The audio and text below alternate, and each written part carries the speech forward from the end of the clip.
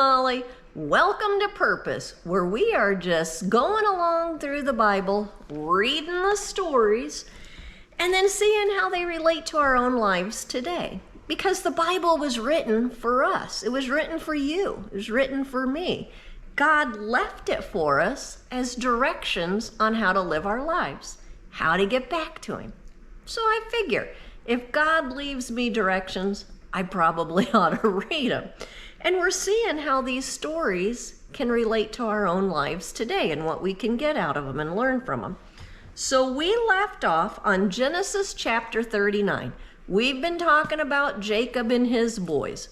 Jacob, who's also called Israel. Confusing, I know. He had 12 sons. They'll become the 12 tribes of Israel. Each son has his own family, and they go on to have families, and they go on to have families. The 12 tribes of Israel are Jacob's 12 sons.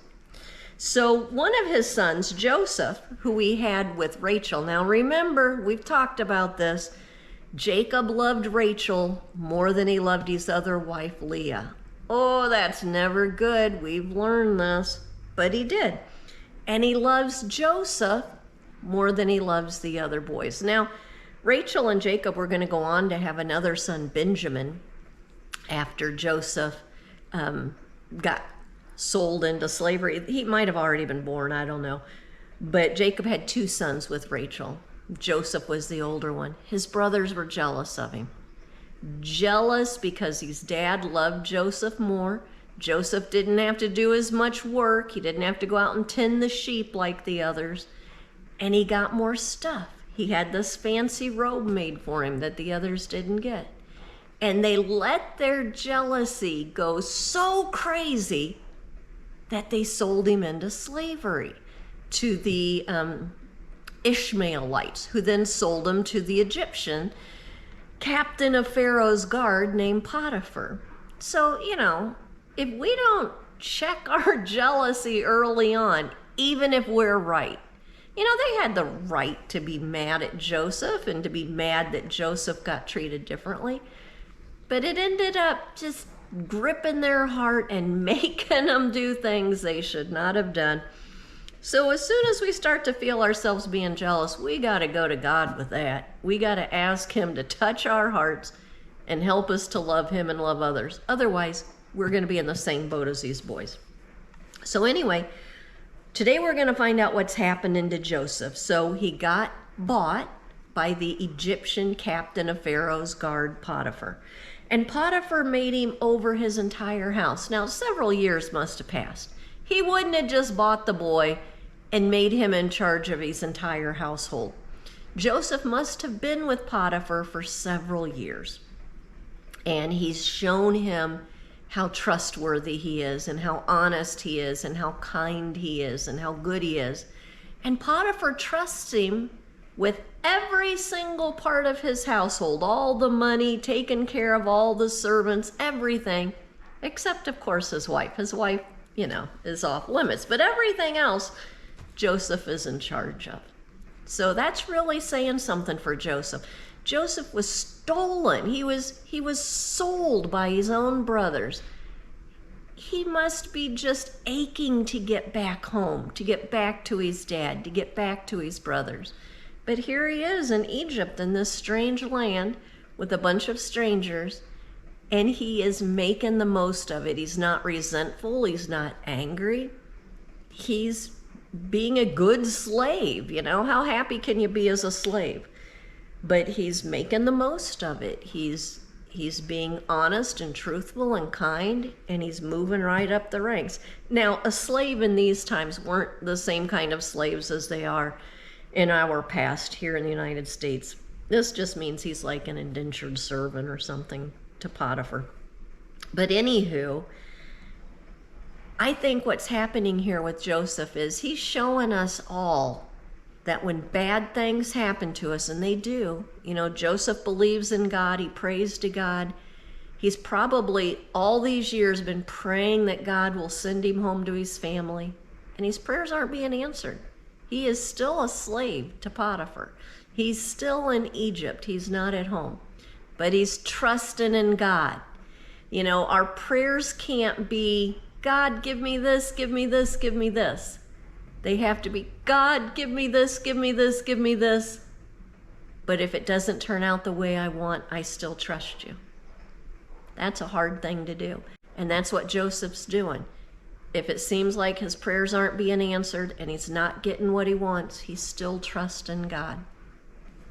So he's really being well respected by Potiphar. Well, Joseph was a good-looking guy. Potiphar's wife had her eye on him, and she wanted to sleep with him. It's like a soap opera here with Potiphar.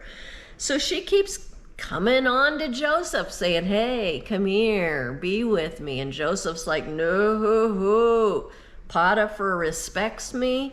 I'm doing a good job. I am not going to go with you. So he's being tempted over and over and over by Potiphar's wife to go down a bad path. But he's holding strong. No, that is wrong. I am not going to do it. Yay, Joseph. We get tempted in our lives all the time. Hopefully not like this. But, you know, it can be tough to stay strong. But Joseph is. Well, one day, she wasn't taking no for an answer. All the servants were out of the house. She grabbed a hold of Joseph's coat, and she's saying, you are going to be with me, mister. And he shimmied out of his coat and took off running. He wanted no part of that, which is what I hope I do. When temptation is knocking on my door, I hope I shimmy right out of my coat and run. I usually don't. You know, we get tempted every day to gossip about people or to, I don't know, be mad at people, to look down on people, to eat too much, to drink too much, to lose our temper, to be jealous. It's hard to shimmy out of that coat and run away from it. It's a lot easier to cave into it. So anyway, she was not happy. She's standing there holding the coat. What's she going to do? She's just been humiliated. She doesn't look at her own heart.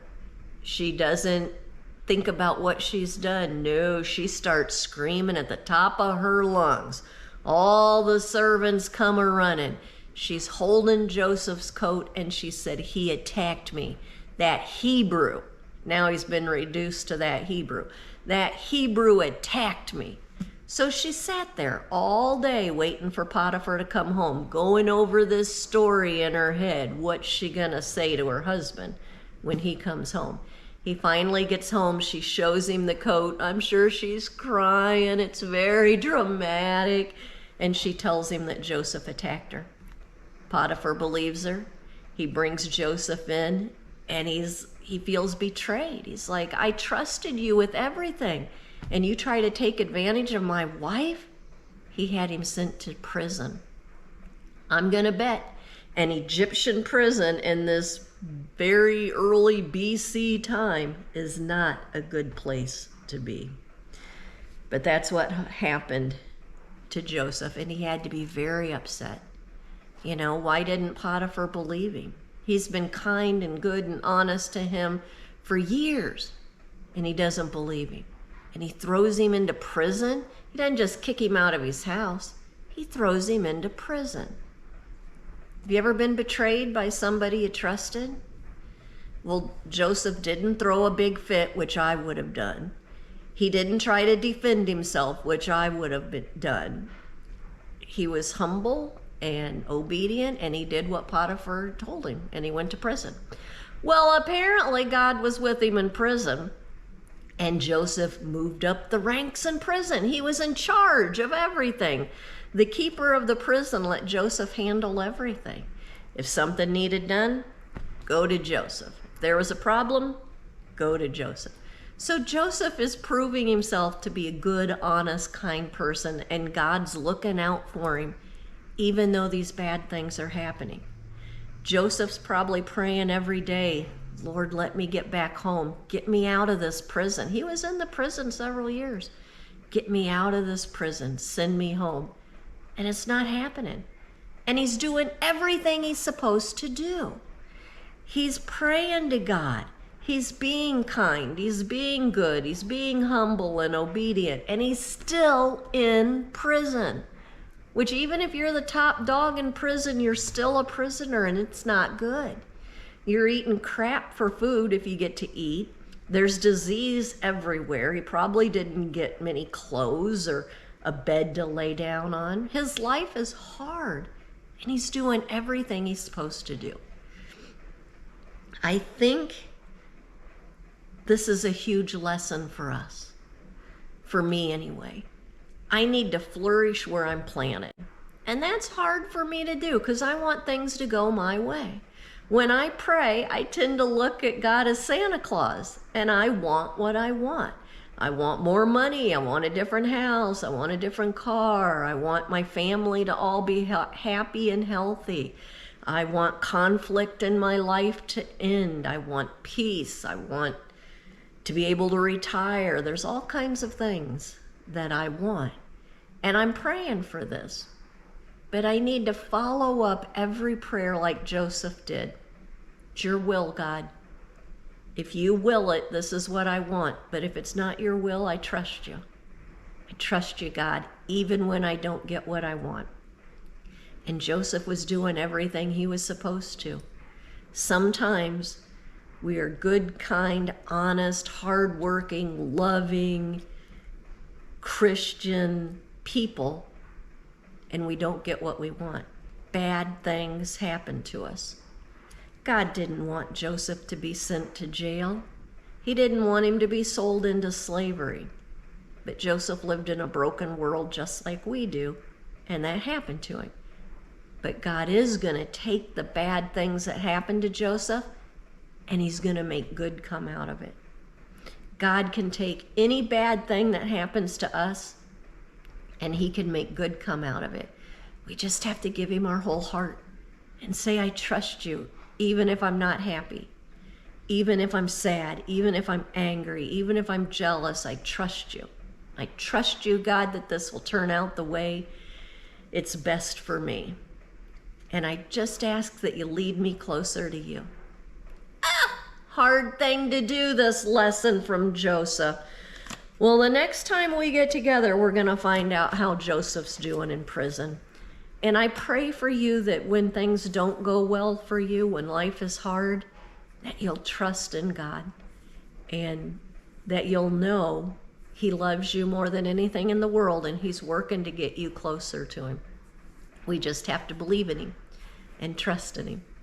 Well, I hope you all have a great day today. Bye-bye, everyone.